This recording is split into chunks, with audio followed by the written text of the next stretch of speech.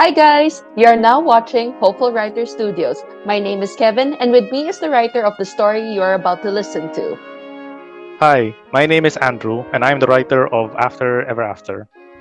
Now, most of us are familiar with stories from classic fairy tales. Princess is captured by dragon, Hero slays dragon and saves princess. and they both live happily ever after. Although that's how it normally goes. Mhm. Although that's really how it goes, at least that's what we know. But then again, has anyone actually wondered about what happens after Ever After? Sit back and have a listen to the following story so you can find out. Oh, don't forget to like and subscribe for more awesome audiobooks. Don't forget, Stay, stay stay hopeful. hopeful.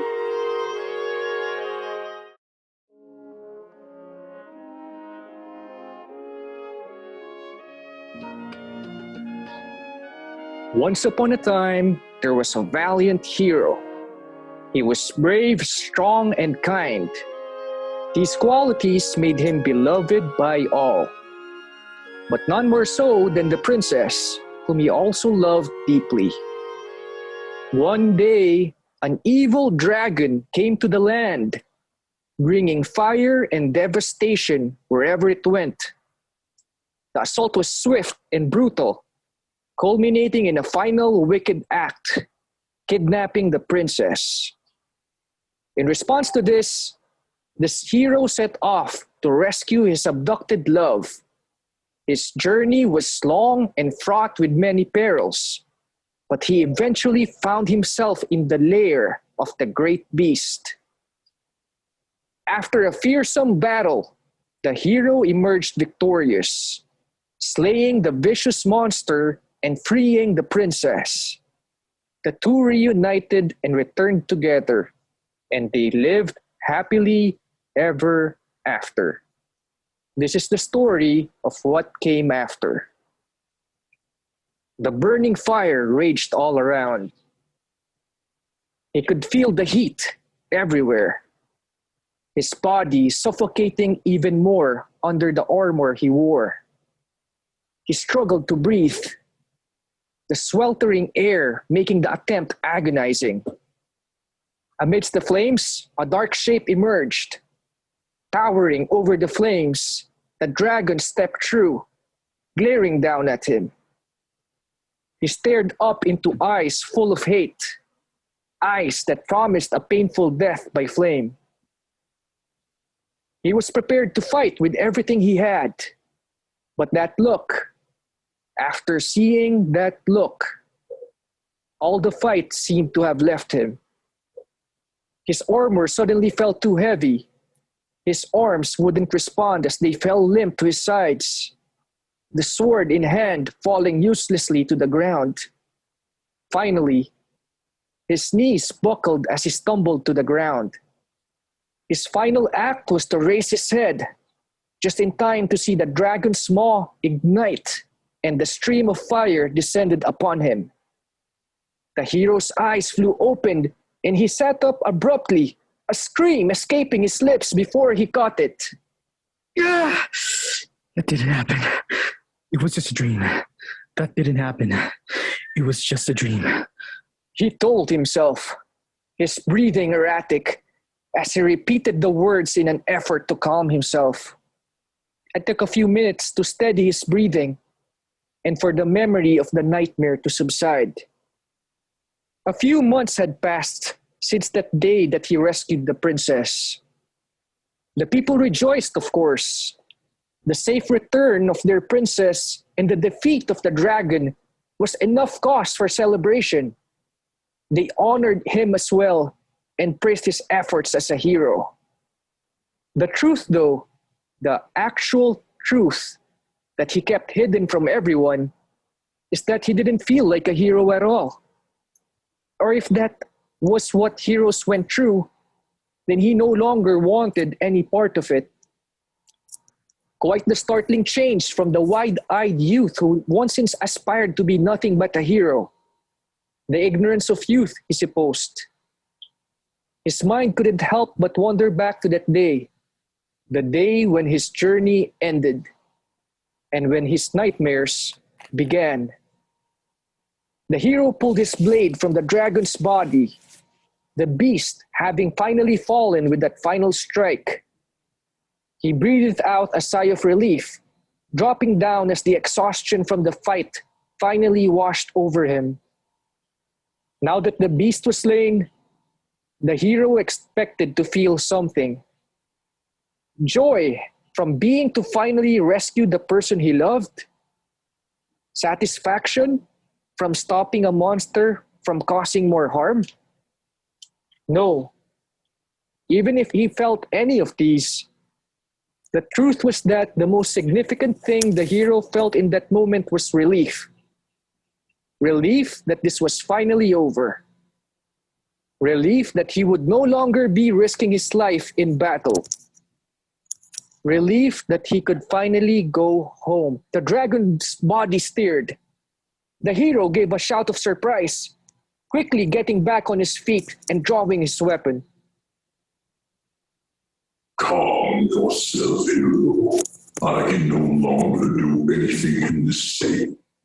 Victory is yours, for whatever that is worth.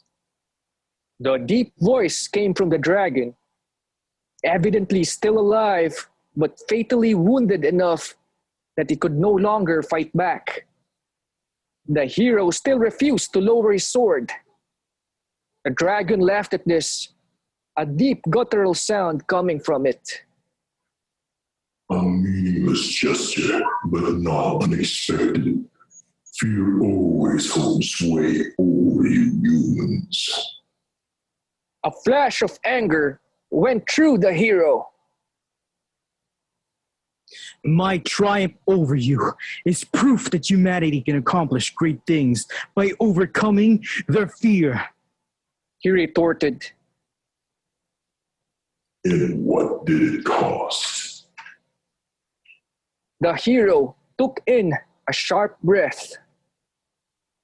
Do you honestly believe that they were thinking of such idealistic nonsense? The dragon tilted its head in a certain direction, the hero refusing to look, knowing what he would see. Shut up! The hero demanded. I may die here. The dragon continued, ignoring the hero.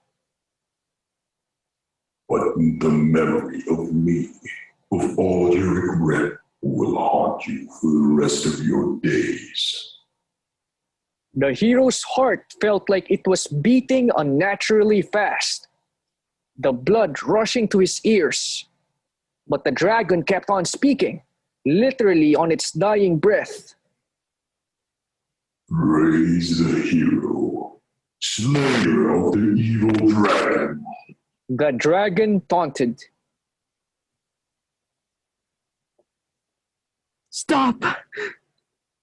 The hero whispered, his sword arm trembling. Just stop. Long may she live, burdened with the memory of this day. Victory at the cost of...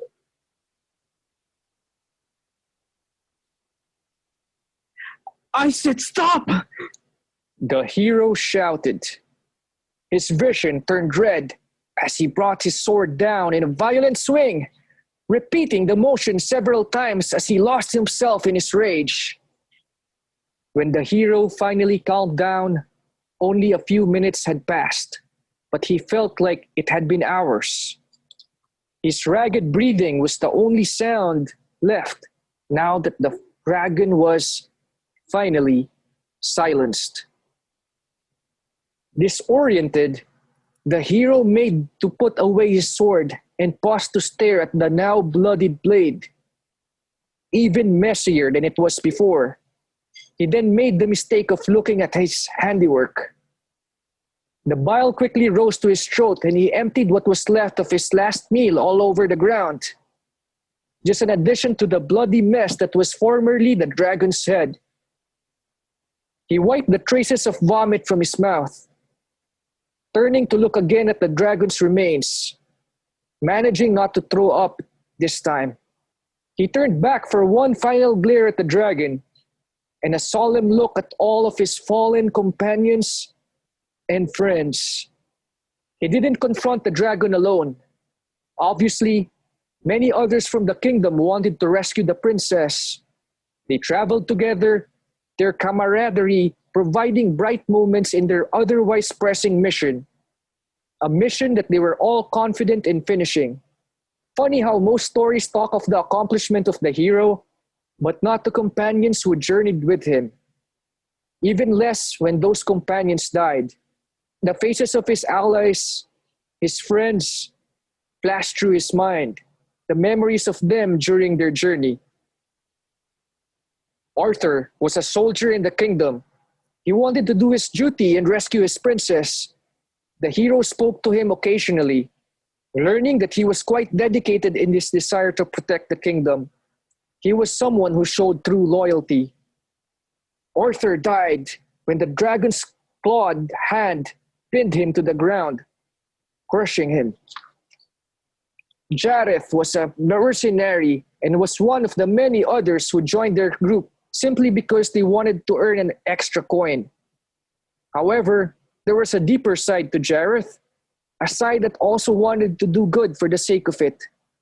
The hero grew to respect Jareth after getting to know that side of him.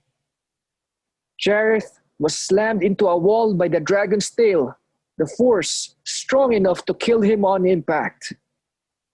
Marco was a close friend the hero knew since childhood.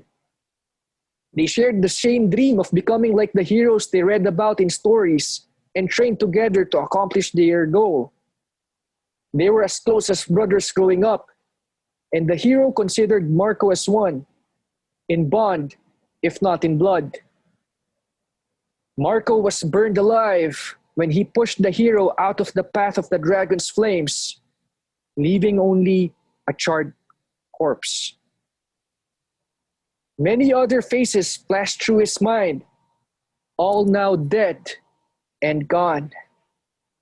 The memory of them was all that remained, and the hero could not help but focus on the horrific end that most of them met. He left the city after that, went to live on the border of the kingdom, and isolated from the most of the population. He couldn't live so close to where everyone was talking of his heroic deeds. The people, of course, wondered what happened to their hero. Some said that he left on another journey to slay another evil creature. Some said that he wandered the land, helping those in need. In the end, most were happy to simply remember the hero of the story they idolized rather than consider what he was actually doing. For the most part, the hero kept to himself in his self-imposed exile. A quiet knocking came from the door. The hero went to answer it and gently smiled as he laid eyes on the visitor. Standing before him stood the princess, responding to the hero's smile with one of her own. Welcome back. The hero greeted. He let her inside and they made their way to the dining table, one of the few pieces of furniture in the small domicile. So, The princess began. how have you been? The hero was going to answer with, I'm fine. but the memory of his recent nightmare and dwelling on his last exchange with the dragon gave him pause. Not so good. He answered honestly.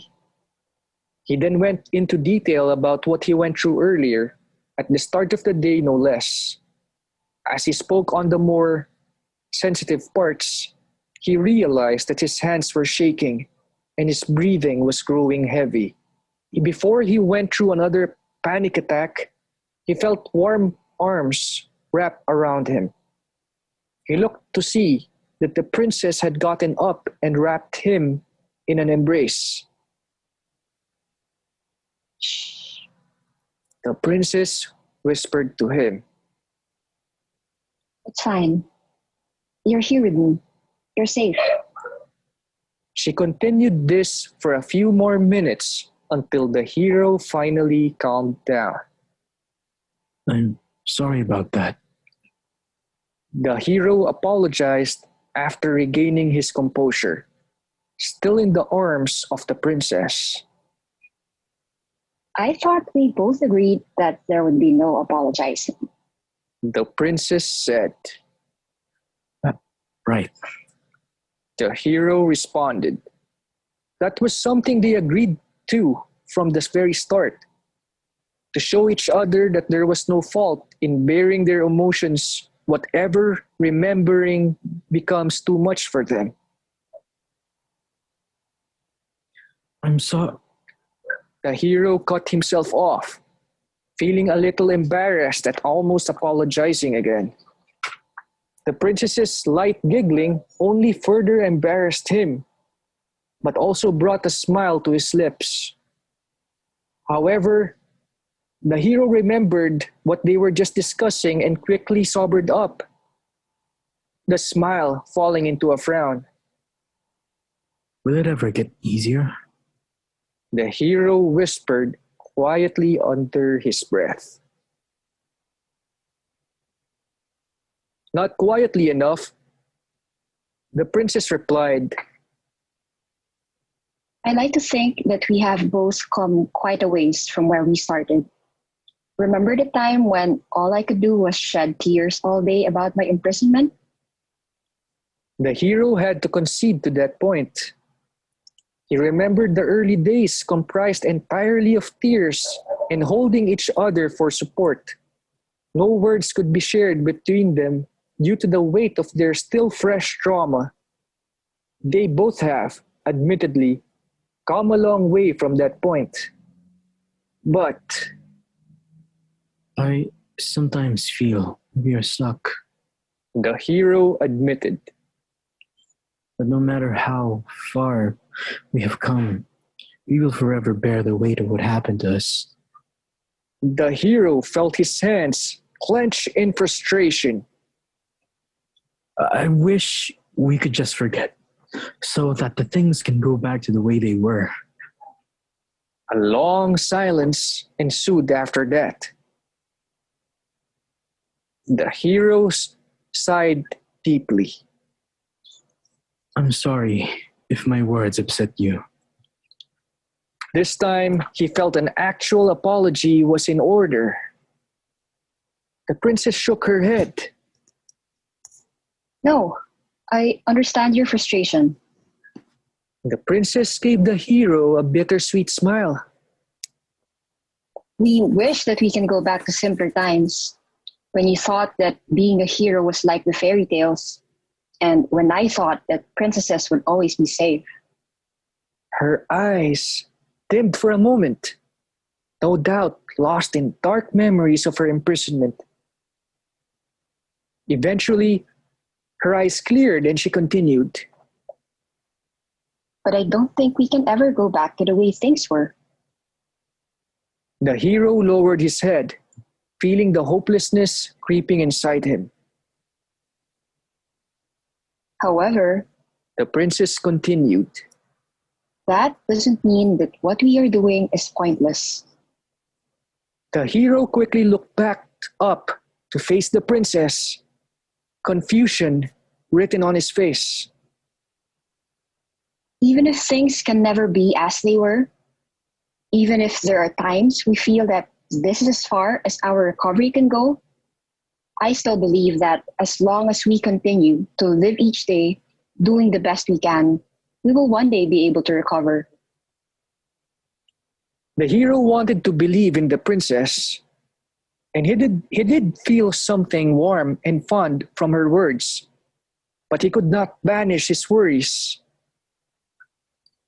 I'm afraid The hero finally said, of the days when the nightmares and memories are at their worst, that it may become too much for me, and I.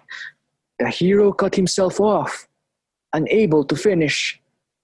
his hands trembling once again. He took a deep breath to steady himself. I thought I could be strong enough to cope, but I'm not. The hero said, his voice sounding dejected. I can't do this on my own. The hero felt a hand take his own, and he looked to the princess, her gaze worried but comforting. You don't have to. She said, That's why we are both here. So that neither of us has to be alone. So we can do this together. the hero looked at the princess. While he could still feel his doubts and fears, and could even see them reflected in the princess's own eyes, he also saw her belief and her resolve. If he can't believe in himself, then he chooses to believe in that. He chooses to believe in her. Together. Together. It was a promise. And so, it was that the days of recovery and healing continued for both the hero and the princess, both in mind and in spirit. While it was a far cry from the happily ever after of most stories, it was what it was. It wasn't perfect, and it took a lot of hard work every day for even a small measure of progress. But hopefully, one day, they might find some semblance of peace. Until then, they would continue to move forward together. And they lived